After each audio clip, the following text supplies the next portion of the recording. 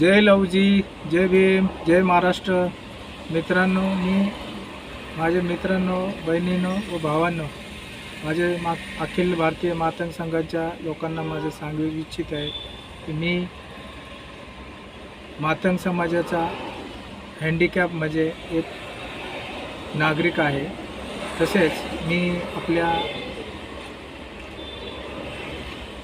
मातंग समाजाचा एक कार्यकर्ता आहे, आदिवासी समाजाचा कार्यकर्ता आहे. तसेच आपल्या झालेल्या मातंग समाजाच्या महामंडळामध्ये भ्रष्टाचार झालेला असून त्या भ्रष्टाचाराच्या उघडणीत आणण्यासाठी आपण मातंग समाजाने एक शपथ घ्यावे व मातंग समाजाचं जे आपल्याला निधी प्राप्त होत होता त्याच्यात भ्रष्टाचार झालेला आहे, त्या भ्रष्टाचाराला उघडकीत आणण्यात यावे म्हणून आपण मातंग समाजाच्या लोकांनी जास्तीत जास्त प्रमाणात पत्रव्यवहार करावे. तसेच जिल्ह्यात तालुक्यामध्ये ह्या कार्यासाठी सगळ्यांनी तत्पर राहावे.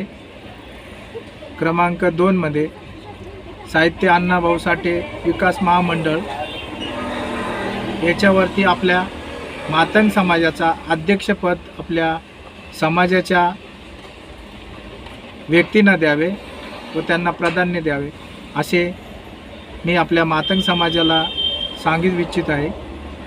क्रमांक 3 मध्ये साहित्य अण्णाभाऊ साठे विकास महामंडळमध्ये जे कर्ज वाटप होते त्या कर्ज वाटपमध्ये आपल्याला महामंडळाकडून 1/4 रक्कम भेटते. तसेच महामंडळाकडून पूर्ण रक्कम मिळण्यात यावे अशी बँकेकडनं न मिळता ते आपल्या साहित्य अण्णाभाऊ साठे विकास महामंडळ यांच्याकडनं मिळावे पूर्णपणे, ही अशी आपली मागणी आहे.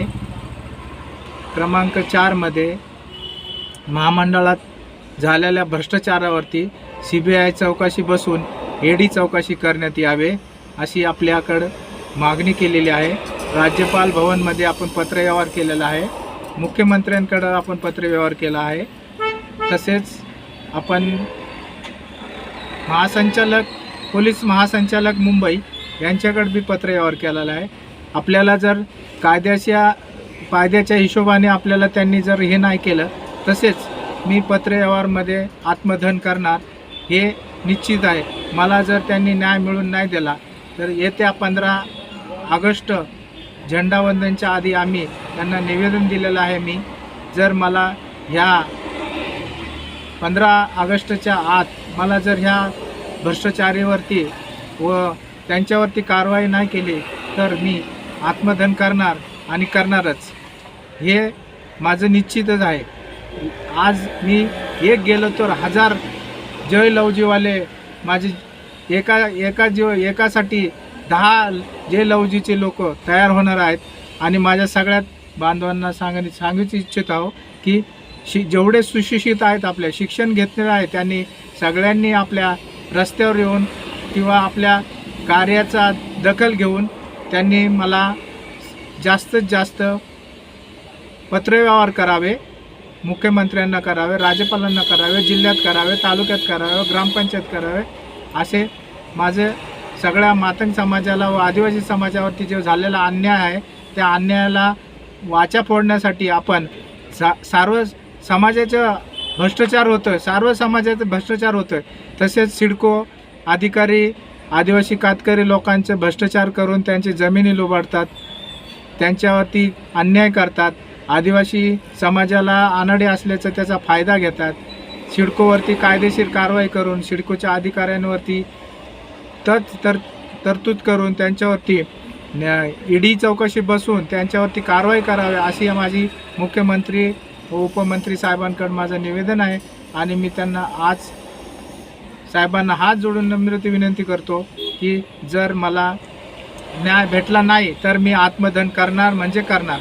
असे कित्येक वेळा मी या भ्रष्टाचाराच्या निवेदन मुख्यमंत्री कार्यालयात दिले, पोलीस महासंचालकाकडे दिले, उपमंत्र्यांकडे दिले, गृहमंत्र्यांकडे, सगळ्यांकडे आजपर्यंत मी 2012 पासून 2012 पासून सिडकोचे अधिकाऱ्यांना व सिडकोच्या कार्य अधिकाऱ्यांना, रायगड भवन अधिकारी, सिडको भवन अधिकारी, बांधकाम अधिकारी या सगळ्या अधिकाऱ्यांना मी पत्रव्यवहार करतो आणि ते लोक आदिवासींच्या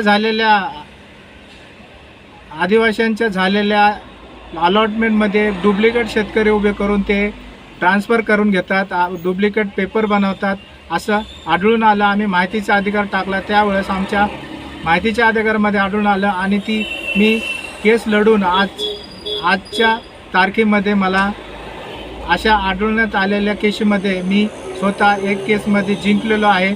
त्या केसमध्ये file number 200 Pandu nausea Katkari असा एक वारीस असून त्याचे 2 बहिणी लक्ष्मी नामदेव कातकरी व अक्का किशन वाघे असे वारीस होते.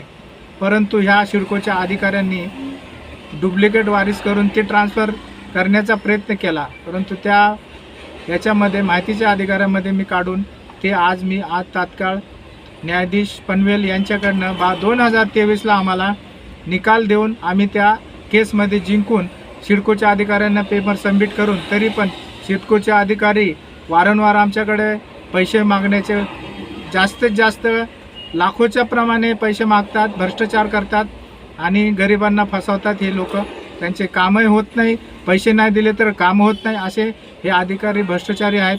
सिडकोच्या अधिकाऱ्यांना पगार 1.5 लाख आहे, पण त्यांचा खर्च 1.5 लाखाच्या कित्येक संख्येने आहे. आज ह्या लोकांवरती जास्तीत जास्त प्रमाणात भ्रष्टाचार हा सिडकोत होतोय. जय लहुजी, जय भीम, जय महाराष्ट्र.